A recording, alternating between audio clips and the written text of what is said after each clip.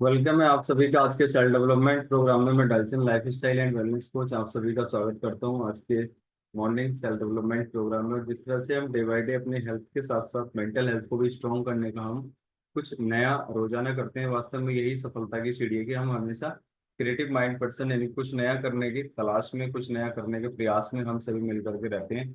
और यही स्टार्टिंग मिलती है, जिंदगी की शुरुआत एक ऐसे ही अपने मेंटल हेल्थ को स्ट्रॉन्ग करके ही होती है ना। और जो निर्णय हम लेते हैं या जो हम डिसीजन हम लेते हैं, और अभी हम बात करने वाले हैं निर्णयों को लेकर के ही, कि वास्तव में जो सफल लोग होते हैं वो सही समय पर सही निर्णय लेते हैं। वो सही समय का इंतजार नहीं करते, है ना।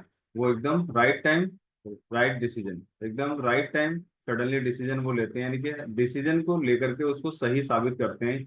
वो सही डिसीजन लेने का या सही समय आने का, तब डिसीजन लूंगा, उसका इंतजार नहीं करते। तो डिसीजन हर एक अपने आप में सही होता है जब हम उसको ले लेते हैं, और जब हम उस पर काम करना शुरू कर देते हैं तो डिसीजन अपने आप ऑटोमेटिकली वो राइट हो जाता है। और कहते हैं कि डिसीजन को सही करना भी हमारे हाथ में है, और डिसीजन को गलत साबित करना भी हमारे हाथ में है। सो दैट हमें हमेशा जो भी हमें अच्छा लगे, जो भी काम करने में हमें आनंद आए, उसको हमें एकदम मतलब तुरंत हमें डिसीजन लेना चाहिए, और उस डिसीजन पे हमें काम करना स्टार्ट करना चाहिए। क्योंकि डिसीजन ना लेने की वजह से जो असफलताओं की जो सूची है, जो कारक थे हमने अभी सीखे थे, उसमें वो सबसे ऊपर लैकिंग ऑफ डिसीजन होता है। यानी सबसे बड़ी प्रॉब्लम उसमें सबसे ऊपरी स्तर पर वो डिसीजन ही होता है, निर्णय ही होता है, कि निर्णय ना लेने की वजह से ये काम नहीं कर पाए। आपने बहुत सारे ऐसे एग्जाम्पल आम समाज में भी देखे होंगे और सुने होंगे कि लोग कहते हैं, काश ये प्लॉट मैंने आज से 10 साल पहले खरीद लिया होता, है ना। काश ये काम मैंने आज से 5 साल पहले कर लिया होता। काश मैं इसकी बात आज से 4 साल पहले, 10 साल पहले मान गया होता। यानी कि इस तरह के आपने बहुत सारे वक्तव्य आपने समाज में सुने होंगे। और वो केवल और केवल असफलताओं की सबसे ऊपर वाली सूची का जो सबसे अच्छा सूचकांक है, क्या है, वो निर्णय ना लेने की वजह से वो चीजें होती हैं। काश मैंने आज से 5 साल पहले उसकी बात मान ली होती तो मैं डॉक्टर बन गया होता, है ना। इस तरह की आपने बहुत सारी चीजें देखी होंगी आप समाज में। और वो स्टार्ट होता है केवल हमारे निर्णय से, हमारे डिसीजन से, हम किस तरह से अपना डिसीजन हम ले पाते हैं या नहीं ले पाते।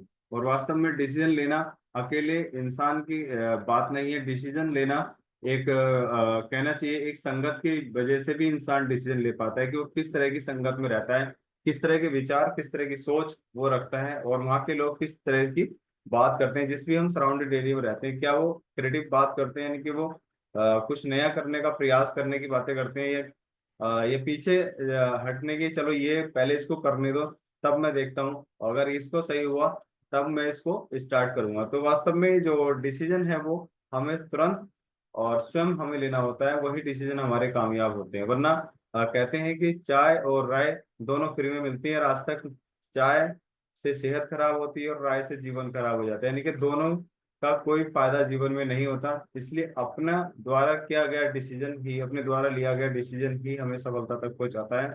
और और राय दुनिया की कहते हैं कि सबसे सस्ती वस्तु है, सबसे सस्ती वस्तु है। हर कोई इंसान हर किसी को राय देना चाहता है, और वो इंसान जरूर देता है जिसने जीवन में कुछ ना किया हो। जैसे मान लीजिए किसी को हेल्थ चाहिए, किसी को फैट लॉस करना है, वेट लॉस करना है, तो राय कौन देगा? जिसका सबसे बड़ा पेट होगा, है ना, कि ऐसा करो तो आपका वेट लॉस हो जाएगा, है ना, और ऐसे करो तो आपको सफलता मिल जाएगी। तो जीवन में राय वही लोग देते हैं जिन्होंने उस क्षेत्र में कोई काम ना किया है। और जो सक्सेसफुल लोग होते हैं जिन्होंने कुछ किया है, वो डिसीजन लेने के लिए हमारी हेल्प करते हैं, कि आप शुरू कीजिएगा, आपको डेफिनेटली बहुत शानदार परिणाम मिलेंगे। तो इस तरह से करने पर राय हमेशा थोपी जाती है ना, कि कीजिएगा। और राय की वजह से हमारा जीवन खराब हो जाता है, डिसीजन लेने की वजह से हमारा जीवन एकदम शानदार हो जाता है।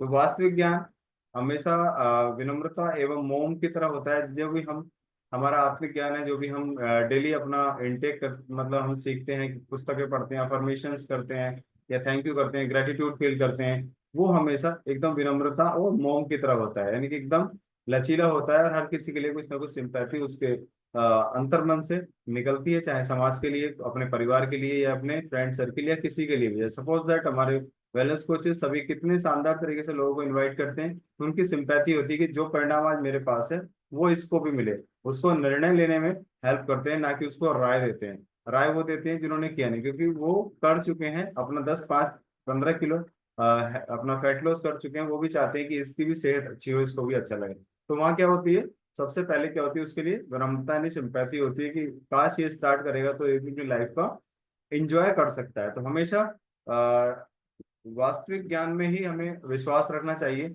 और जो वास्तविक ज्ञान हमारे पास होता है ना कि जो बिल्कुल तो उसकी वजह से ही जीवन हमारे ही नहीं, हमारे परिवार के, हमारे समाज के हर किसी के जीवन में बहुत बड़े सुधार आना शुरू हो जाते हैं। और हमेशा किसी भी चीज को सीखने के लिए, कहीं भी अपने वक्तव्य देने के लिए, या कहीं हम बैठे हैं किसी समाज में या फ्रेंड सर्किल में, है ना, तो हमें क्या करना चाहिए। वो सबसे पहला कहते हैं कि जो ज्ञानी पुरुष होते हैं वो कम बोलते हैं और सुनते ज्यादा है ना। तो वही काम हमें करना चाहिए जब हम किसी के सामने हम बैठे हो, या हम कहीं किसी को कुछ बताने के लिए गए हो, या उस किसी की हेल्प करने के लिए गए हो, या कुछ शेयर करने के लिए गए हैं, या उस किसी को कुछ बताने के लिए गए हैं। सबसे पहले हमें सुनना चाहिए, और सुनना जीवन का सबसे कठिन टूल है कि मैं क्यों सुनूं, है ना। क्योंकि वहां आ जाता है क्या, अहम आ जाता है कि मैं क्यों सुनूं। और अगर हम सुनते हैं तो हम सही से उसको हम डिसीजन लेने में, या उसको सही से उसके जो भी उसकी चाहत है उसको वहां तक पहुंचाने में हम कामयाब हो जाते हैं। क्योंकि जब तक हम किसी को नहीं सुनते तब तक हमें पता भी नहीं चलता वास्तव में इसको चाहिए क्या। हम देने गए थे सेहत, उसको सेहत नहीं चाहिए, उसको धन चाहिए, है ना, तो उसको समझ में नहीं आने वाली। हम देने गए थे उसको धन और उसको चाहिए सेहत, तो वो नहीं समझने वाला। तो वैसे ही जब तक हम किसी को सुनेंगे नहीं तब तक हम उसको कुछ दे भी नहीं पाएंगे। तो इसलिए हमेशा अपना हर जगह सबसे पहले अपना मुंह बंद रखना चाहिए, और कान हमेशा खुले रखने चाहिए, जिसके माध्यम से हम उस चीज को सुन करके हम सही से हम बाद में अपना वक्तव्य हम वहाँ दे पाएंगे। अपने जो जो ज्ञान है, जो भी आपने सीखा है उस क्षेत्र में, हम उसको डिलीवर कर पाएंगे। राइट। तो और कहते हैं कि बहुत सारे लोग बोलते हैं कि ऐसा ऐसा करो वैसा करो, यानी राय देते हैं।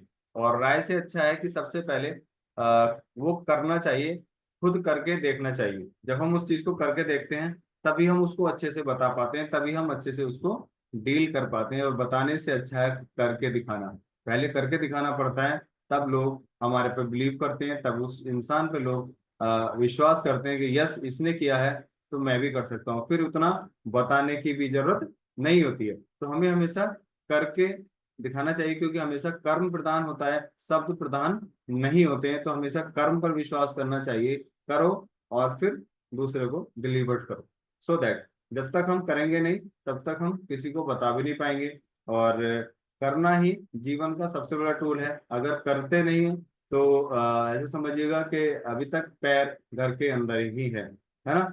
तो इसलिए हमेशा बताने में नहीं, करने में विश्वास रखना चाहिए। और समझौते की बजाय कहते हैं ना, बहुत सारी चीजों को लेकर के बहुत सारे लोग समझौते कर लेते हैं, कंफर्ट जोन में चले जाते हैं कि चलिएगा छोड़ो, अब क्या करेंगे करके, अब तो एज हो गई, अब तो 40 साल एज हो गई, 50 साल एज हो गई, अब तो ये होना ही था, अब तो डायबिटीज होनी ही थी, अब तो ये सेहत खराब होनी थी, अब तो जिसको कर रहे हैं इसमें ही सब कुछ कट जाएगा, है ना। अगर समझौता कर लेते हम, वो लोग जिन्होंने जीवन में बड़ी सफलता, जैसे KFC के बारे में सुनते हैं, ये बहुत सारे ऐसे मतलब सक्सेसफुल लोग हैं, अगर समझौता करते तो शायद वो लोग कर लेते, है ना।